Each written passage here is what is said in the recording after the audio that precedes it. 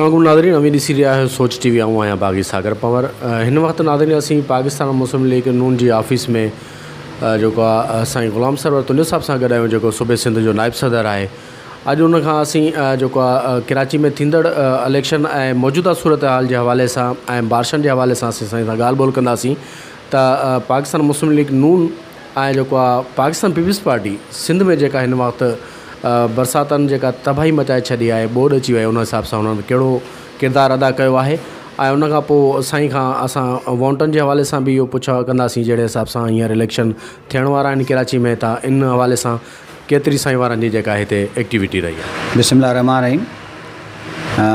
हिन वक़्तु सिंध में पीपल्स पार्टी जी हुकूमत आहे ऐं उन्हनि जो हिकिड़ो वॾो किरदारु हुजणु खपे, छो त हाँ बिल्कुलु मुस्लिम लीग नून जी वफ़ाक़ में हुकूमत आहे ऐं असां जेको आहे सो पंहिंजे असांजे सूबे जेको सदर आहे सैयद शाह मोहम्मद शाह साहब, उन मियाँ शहबाज शरीफ़ साहब सां बि ॻाल्हायो आहे ऐं मियाँ शहबाज शरीफ़ खे बि रिपोर्ट पहुती आहे। इंशाल्लाह मियाँ शहबाज शरीफ़ अनक़रीब सिंध जो दौरो कंदो।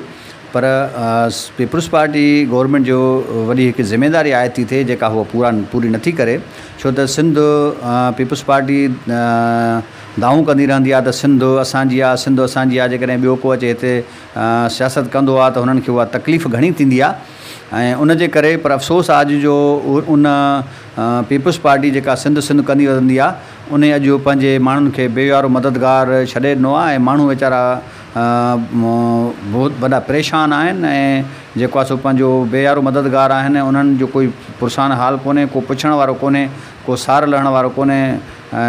कल्ह मां ॾिठो त वज़ीर आला सिंध मुंहिंजे ख़्याल में कंहिं जाइ ते वियो, फ़ोटो सेशन कराए ऐं मोटी आयो, पर ॾिनई कुझु कोन।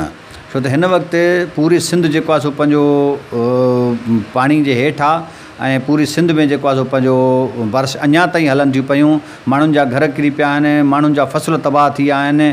पर हिन वक़्तु ताईं न को चूंडियल नुमाइंदा, न त को इंतिज़ामिया, का बि पीपल्स पार्टी जी उन्हनि वटि न पहुती आहे। हू पंहिंजो पाण बेयारो मददगार आहिनि ऐं जेका हिन वक़्तु पीपल्स पार्टी बलदियाती इंतख़ाबात कराई हुई, जेके बाक़ी सिंध जे अंदरूण सिंध जे कुझु ज़िलनि में, उन्हनि खे बि हिन वक़्तु ताईं कुझु न मिलियो आहे। ऐं एतिरे क़दुरु जो जेकॾहिं डिप्टी कमिश्नर ॾे विया आहिनि त डिप्टी कमिश्नर जेको आहे सो पंहिंजो उहे जेको MNAs आहिनि, उहे पंहिंजे हल्कनि में पंहिंजे इलाइक़नि में उन्हनि खे डिप्टी कमिश्नर खे ऐं प्लस उन्हनि खे वतियूं हलिया विया आहिनि। हाणे बाक़ी जेके ज़िला आहिनि या बाक़ी जेके इलाइक़ा शहर आहिनि, उहे बेयारो मददगार लॻा पिया आहिनि ऐं उन्हनि जी का बि परगोर कोन थी लधी वञे।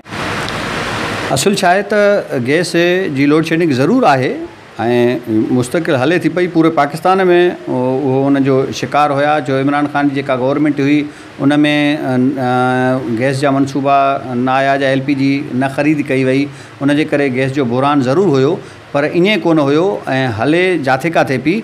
ऐं हिन वक़्तु छा थियो आहे, जो जेका तव्हां ॻाल्हि कई त हिन महलनि में गैस नथी हले, जेका पीपल्स पार्टी जे नुमाइंदनि माण्हुनि खे धोखा ॾेई ॾियण जे लाइ, या माण्हुनि खे जेको आहे सो पंहिंजो वोट वठण जे लाइ जेके ग़लति लाइनियूं सेवरेज जूं या पाणी जूं जेके उन्हनि खोटराई कयूं आहिनि, उहे उन्हनि वटि नक्शो कोन हुयो, उन्हनि उन ॾिठियूं कोन ऐं उते जिथे उन्हनि खोटराई कई उते किरननि उन्हनि गैस जे लाइननि खे डैमेज कयो आहे ऐं उन में उहो पाणी भरिजी वियो आहे। हिन वक़्तु जेको आहे सो पंहिंजो उहे लाइनियूं जिथों किथों लीक थियूं आहिनि, उनजे करे इहो जेको बहरान आहे इहो तमामु घणो वाक़ई वधी वियो आहे। ऐं उनजो हल सिर्फ़ु इहो ई आहे त जेको आहे सो जेसि ताईं इहे जेको आहे सो पंहिंजो लाइनियूं वरी न उखड़ंदियूं ऐं न इहे रिपेयर थींदियूं, तेसि ताईं गैस जो इहो मसइलो थींदो। माण्हू वाक़ई बिल्कुलु नादरीन, हींअर असीं जेको ग़ुलाम सरवर साहब सां मौजूदु हुआसीं, जेके पाकिस्तान मुस्लिम लीग नून सूबे सिंध जा नायब सदर आहिनि। उन्हनि सां असीं ॻाल्हि ॿोल कईसीं मौजूदा मुल्की सियासी सूरत हाल ऐं PS 99 जे हवाले सां। अवां ॻाल्हियूं ॿुधियूं। कैमरामैन टीम सां गॾु बागी सागर पवार, सोच TV, कराची, सिंध।